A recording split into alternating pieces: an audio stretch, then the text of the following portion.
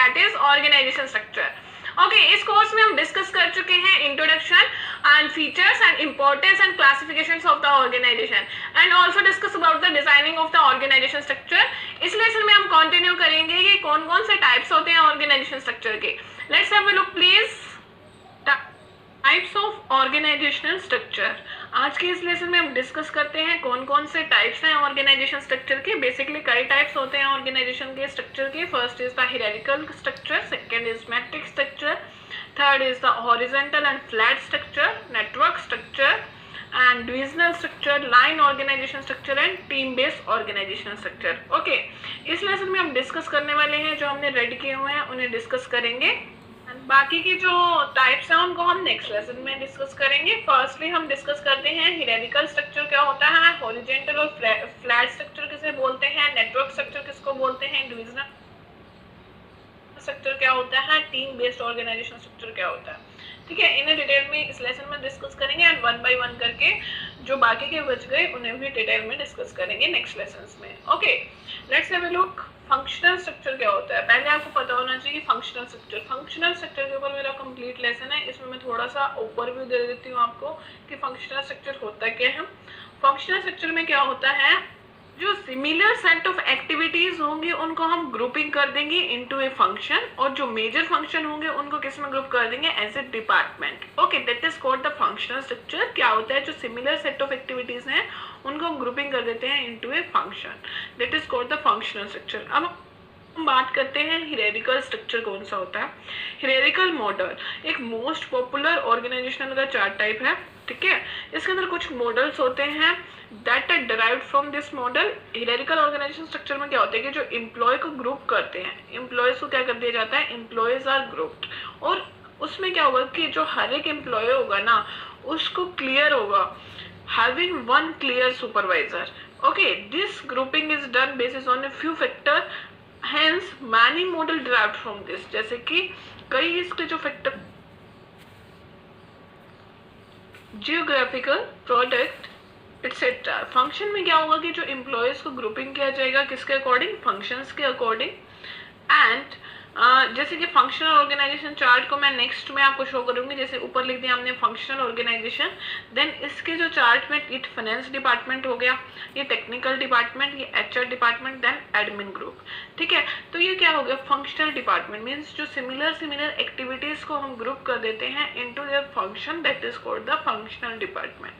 Okay, and अब हम बात कर रहे हैं हायरार्किकल स्ट्रक्चर की। हायरार्किकल स्ट्रक्चर की ये टाइप है, functional structure, geographical structure, product structure. ठीक है, एंड फंक्शनल में हमने देख लिया क्या होता है कि जैसे कि एक फंक्शनल ऑर्गेनाइजेशन चार्ट में फाइनेंस डिपार्टमेंट अलग है, टेक्निकल अलग है, एचआर अलग है, एडमिन ग्रुप अलग है। अब हमने बात करी ज्योग्राफिकल स्ट्रक्चर की। इसमें क्या कैसे करते हैं कि जो एम्प्लॉय को हम ग्रुप करते हैं उनके रीजन के बेसिस पे, जैसे कि जो यूएसए के employ might be group according to their state. Okay, जैसे कि north, east, west and south. ठीक है, इनके बेस पे हमने क्या क्या कर दिया, इनका डिपार्टमेंटेशन कर दिया या ग्रुपिंग कर दी। Okay, that is called the geographical structure. Employees are group on based on their reason. For example, in USA, employee might be grouped according to their state. If it's a global company, the grouping could be done according to their country. Okay, next is the product. Product में क्या होता है कि अगर एक company produce कर रही है मल्टीपल प्रोडक्ट और ऑफर कर रही है डिफरेंट सर्विसेज, तो हम क्या करते हैं कि उसको ग्रुपिंग कर देते हैं अकॉर्डिंग टू देयर प्रोडक्ट और सर्विसेज। ठीक है, अब हम बात करते हैं हॉरिजॉन्टल और फ्लैट स्ट्रक्चर क्या होता है। पहले क्लियर हो गया हायरार्किकल स्ट्रक्चर। हायरार्किकल स्ट्रक्चर में क्या होगा, हायरार्की वाइज एक जो स्ट्रक्चर है वो मेंटेन होगा। एंड इस मॉडल, ये जो मॉडल है वो बहुत ज़्यादा पॉपुलर है। एंड हायरार्किकल ऑर्गेनाइजेशन के अंदर जो एम्प्लॉयज को ग्रुप किया जाता है, एम्प्लॉय को ग्रुप किया जाता है और हर एक employ having one clear supervisor. Okay, and जो ग्रुपिंग है वो किस बेस पे होती है, कुछ फैक्टर्स के बेस पे होती है, जैसे कि फंक्शंस के ऊपर, फंक्शंस का ध्यान रखते हैं, ज्योग्राफी का ध्यान रखते हैं, प्रोडक्ट का ध्यान रखते हैं। ओके, अब हम बात करते हैं हॉरिजेंटल और फ्लैट स्ट्रक्चर के बारे में। हॉरिजेंटल स्ट्रक्चर क्या होता है, ये जो हॉरिजेंटल स्ट्रक्चर है वो ज़्यादातर कौन अडॉप्ट करता है, वो स्मॉल कंपनीज अडॉप्ट करती हैं स्टार्टिंग स्टेज पे, और it's almost impossible to use this model for the larger company, और लेकिन ये लार्जर कंपनी के लिए इसको फॉलो अप करना बहुत ही मुश्किल है, ठीक है। एंड हॉरिजेंटल जो स्ट्रक्चर होता है इसको सबसे ज़्यादा कौन फॉलो करता है, स्मॉल कंपनीज फॉलो करती हैं, एंड इसके ये इम्पॉसिबल है किनके लिए, लार्जर कंपनी के लिए, बिकॉज लार्जर कंपनी के पास बहुत ज़्यादा प्रोजेक्ट होते हैं और एम्प्लॉयज़ भी बहुत ज़्यादा होते हैं, तो ये स्ट्रक्चर वहाँ पर कामयाब नहीं है। जो हॉरिजेंटल स्ट्रक्चर कहाँ पर है सूटेबल, जहाँ पर एम्प्लॉयज़ कम है, कंपनी स्मॉल है, and this work well for the small company because work and effort in a small companies are relatively transparent. Okay, horizontal structure वहीं पे काम आएगा जहाँ पे जो फ्लो है ऑर्गेनाइजेशन है वो छोटी है, उन कंपनीज के लिए हेल्पफुल होगा, बड़ी कंपनीज के लिए हॉरिजेंटल और फ्लैट स्ट्रक्चर हेल्पफुल नहीं होगा, सूटेबल नहीं होगा। Next is the network structure. Network structure कहाँ हेल्प करता है, नेटवर्क स्ट्रक्चर हेल्प करता है बोथ इंटरनल और एक्सटर्नल रिलेशनशिप होना चाहिए किसके बीच में, manager and top level management के बीच में।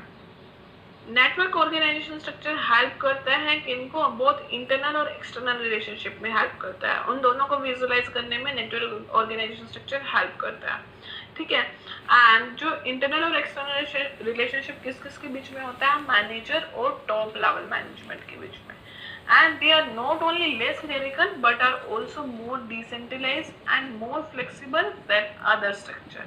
Okay, नेटवर्क जो स्ट्रक्चर है वो बहुत ज़्यादा फ्लेक्सिबल है दूसरे स्ट्रक्चर से, एंड इसके अंदर ज़्यादा हियरिकल नहीं होता, मतलब ज़्यादा फॉर्मेलिटी नहीं होती, कोई भी किसी से भी रिलेशनशिप कनेक्ट कर सकता है, और इसमें इंटरनल और एक्सटर्नल रिलेशनशिप होता है मैनेजर और टॉप लेवल मैनेजमेंट के अंदर, ठीक है।